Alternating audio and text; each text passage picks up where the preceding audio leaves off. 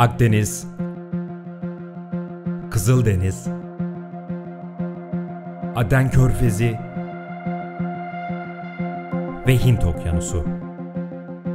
Küresel ticaretin yaklaşık %12'si bu rota üzerinden yapılıyor. Bu stratejik su yolu, Avrupa ile Asya arasındaki en kestirme deniz ticaret hattı. Ve Yemen'deki Husi yönetimi, İsrail ve Amerika'ya bu hayati ticaret yolu üzerinde meydan okuyor. Peki Gazze savaşı, küresel ticareti baltalayan yeni çatışmaları tetikliyor diyebilir miyiz? I mean, three things here. One is that, yes, I don't think Iran or Hezbollah or any other force in the region wants an expansion of the war. But at the same time, this axis of resistance that includes Iran, Hezbollah, militias in Iraq, in Syria, and the Houthis and Hamas, they want to show support for the Palestinians. İsrail'le çalışan bazı büyük firmalar Kızıldeniz yerine Ümitburnu rotasını izleme kararı aldı. Pentagon, 10 ülkenin katılımıyla Aden Körfezi ve Kızıldeniz'de Husilerin gemilere baskınlarını durdurmak için görev grubu kurdu. Mısır ve Katar bu koalisyona katılmadı. Yemen'de Husilere karşı tavrıyla bilinen Suudi Arabistan ve Birleşik Arap Emirlikleri de bu deniz görev gücüne girmediler. Askeri gerilimin hangi noktaya kadar tırmanacağını tahmin etmek oldukça güç. Gazze Savaşı, farklı bölgesel ajandalara sahip devletleri aynı tavır almaya zorluyor. İran ve bölge devletleri arasındaki ilişkilerin geleceği de Gazze Savaşı'nın sonuçlarıyla bağlantılı olacağı benziyor. Now, whether this translates into longer term benefit for Iran, it all depends. I'm not sure about that. I mean, and also the future of U.S.-Iran relations in the region, I think it all depends on how this war ends, what kind of a vision the United States has for the end of the war, and what comes after this war.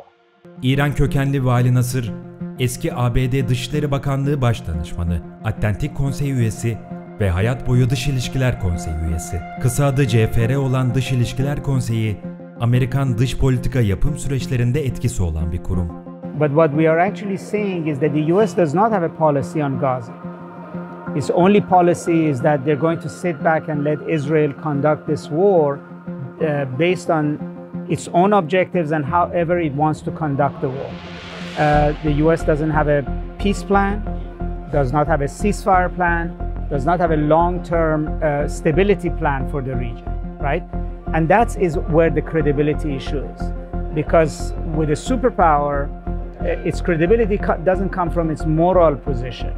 It comes from its ability to construct policy and to implement policy.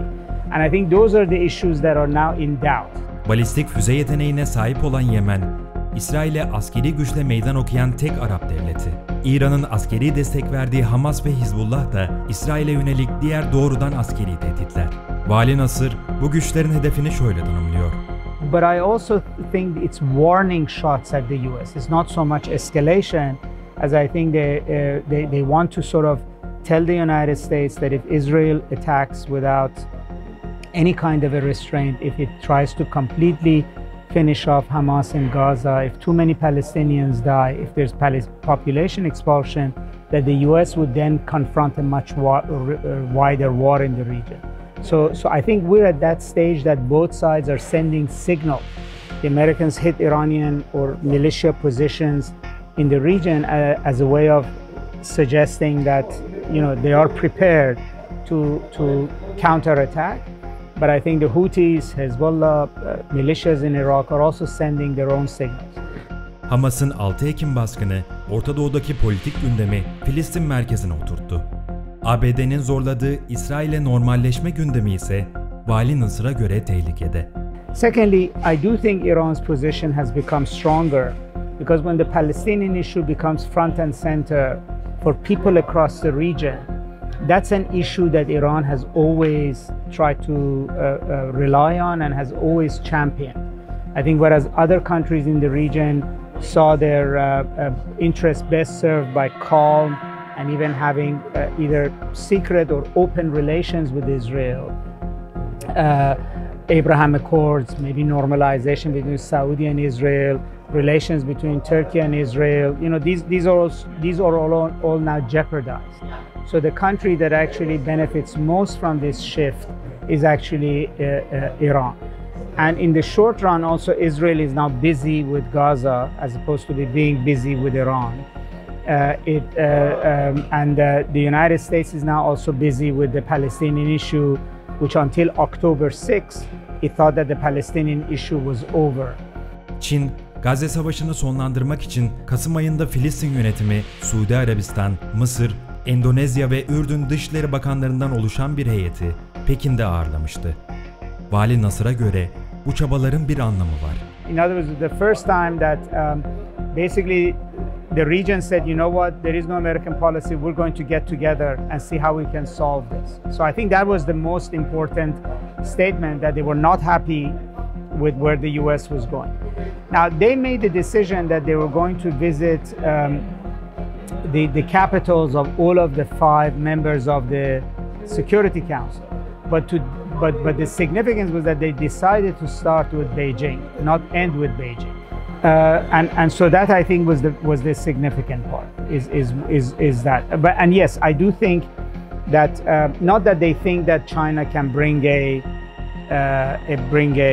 solution, but I think they want to signal their displeasure for lack of U.S. policy by basically saying we're not only not going to cut ties with China, we're actually going to try to invite China into the Middle East issue.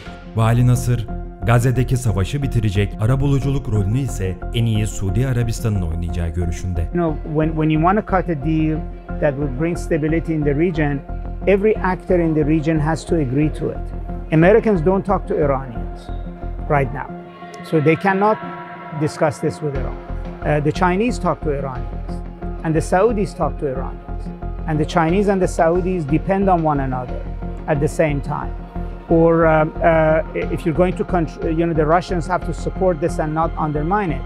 Tehran and Ankara have the best relationship with Russia right now of getting it to behave. The Americans have the best relationship with Israelis. So as a result, the US's policy right now is only supporting an Israeli war. But if it actually wants stability in the region, the stability will not come with just supporting Israel conducting the war.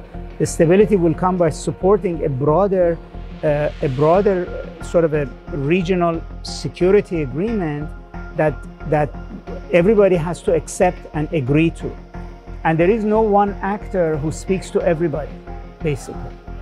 And also has leverage with Israelis as well. And Saudis can play that role.